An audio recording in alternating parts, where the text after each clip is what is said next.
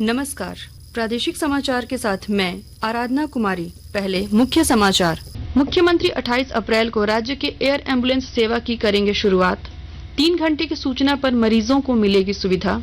राज्य भर में हर्षोल्लास के साथ मनाई जा रही है ईद। ईदगाह और मस्जिदों में अदा की गई विशेष नमाज। गंगोत्री और यमुनोत्री धाम के कपाट खुलने के साथ आज से 4 धाम की यात्रा शुरू। और आईपीएल क्रिकेट में आज शाम 7:30 बजे से मुंबई में मुंबई इंडियंस का सामना पंजाब किंग्स से। और अब समाचार विस्तार से। मुख्यमंत्री हेमंत सोरेन 28 अप्रैल को राज्य सरकार के एयर एम्बुलेंस सेवा की शुरुआत करेंगे। यह सेवा दिल्ली, मुंबई, चेन्नई, लखनऊ और हैदराबाद जैसे शहरों के लिए होगी। इसके तहत महज 3 घंटे की सूचना पर मरीजों को एयर एम्बुलेंस की सुविधा उपलब्ध कराई जाएगी। यह सेवा 24 घंटे और सप्ताह के 7 दिन मिलेगी। राज्य भर में हर्षोल्लास के साथ ईद मनाई जा रही है। आज सुबह राजधानी के हरमू रोड स्थित ईदगाह में ईद की विशेष नमाज अदा की गई। इसके अलावे रांची के एकरा मस्जिद, मस्जिद अहले हदीस, डॉक्टर फतेउल्लाह मस्जिद समेत तमाम मस्जिदों में लोगों ने ईद की नमाज पढ़ी और एक दूसरे के गले मिलकर ईद की बधाई दी।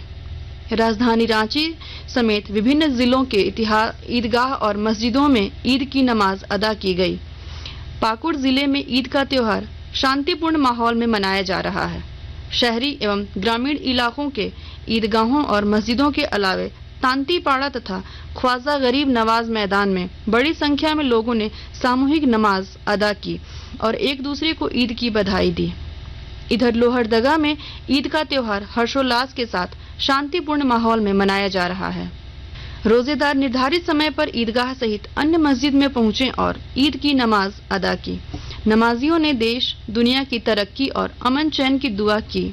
ईद की नमाज के मद्देनजर पुलिस प्रशासन चौकस रही। विभिन्न चौक चौराहों पर पुलिस बल की तैनाती की गई। ईद की नमाज के बाद लोगों ने गले मिलकर एक दूसरे को बधाइयां दी। उधर सरायकेला जिला मुख्यालय तथा अन्य प्रखंडों में आज खुशनुमा माहौल में ईद मनाई गई।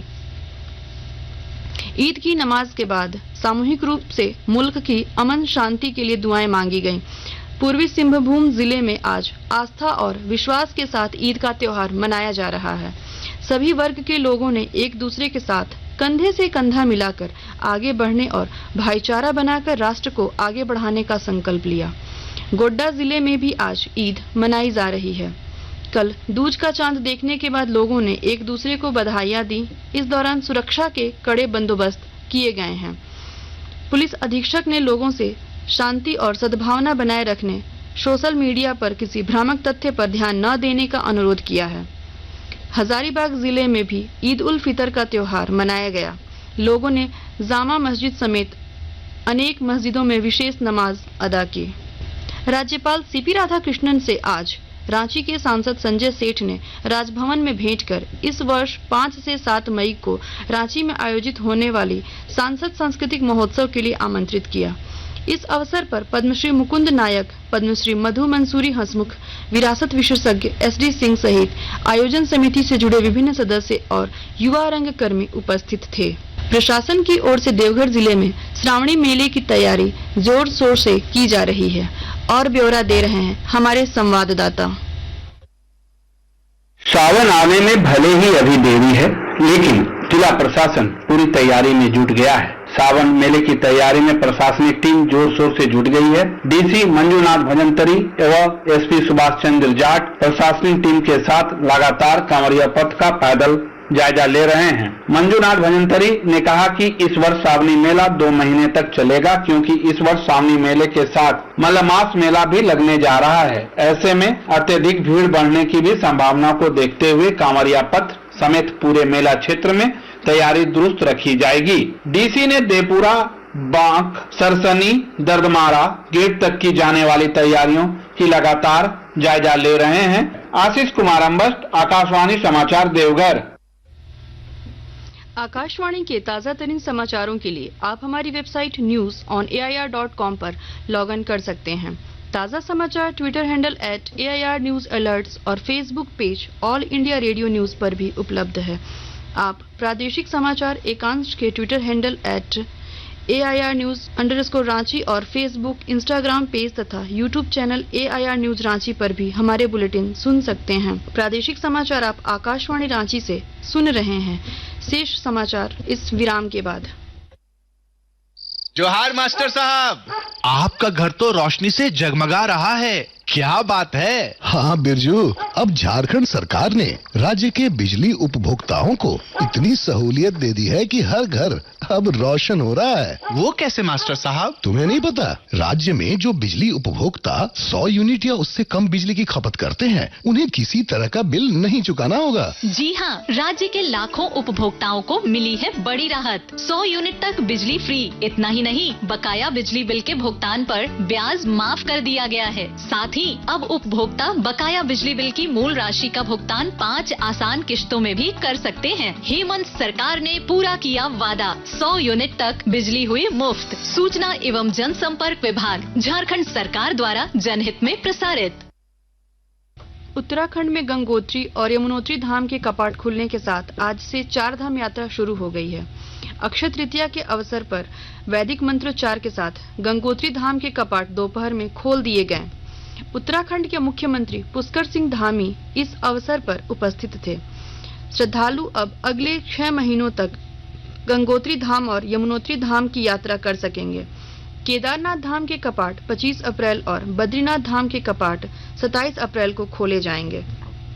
सरकार ने तीर्थ यात्रा के दौरान श्रद्धालुओं को विभिन्न सुविधाएं देने के पर्याप्त प्रबंध किए हैं और श्रद्धालुओं को स्वास्थ्य सुविधाएं उपलब्ध कराने के लिए चिकित्सा राहत शिविर स्थापित किए गए हैं।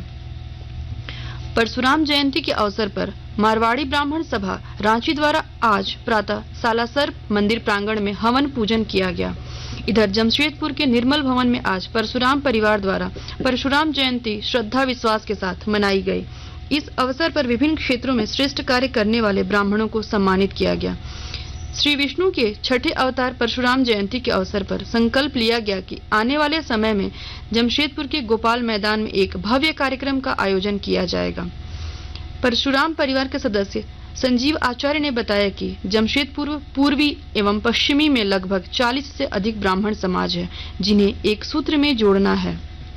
हजारीबाग जिले में जमीन रजिस्ट्री करने के नाम पर 10 लाख रुपए की ठगी करने का मामला सामने आया है। इस मामले में भुक्तभोगी व्यवसायी राजीव रंजन ने मुफस्सिल थाने में आवेदन दिया है। हैचरी संचालक राजीव रंजन से मुफस्सिल थाना क्षेत्र के बानाहप्पा गांव में उनकी फैक्ट्री के बगल की जमीन रजिस्ट्री करने के नाम पर ठगी की गई है। इससे पहले उन्होंने ठगी के आरोपी को 1 वर्ष तक इस जमीन के उपयोग के एवज में 25,000 रुपए प्रति महीने किराया भी दिया है। इसी बीच आरोपी मनोज साव ने उनसे जमीन की रजिस्ट्री करने की बात कहकर एग्रीमेंट कराने के नाम पर 10 लाख रुपए ले ली। अब मनोज साव कहते हैं कि उक्त जमीन उनकी नहीं है और कोई एग्रीमेंट भी नहीं हुआ है। सारा आरोप बेबुनियाद है।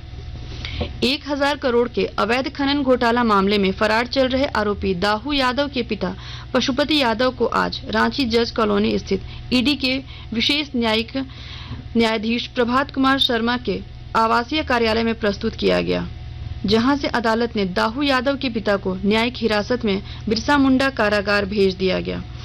पशुपति यादव को साहिबगंज जिले के भारतीय कॉलोनी महिला कॉलेज के पास से गिरफ्तार किया गया। उनके खिलाफ ईडी स्पेशल कोर्ट से वारंट निर्गत किया गया था।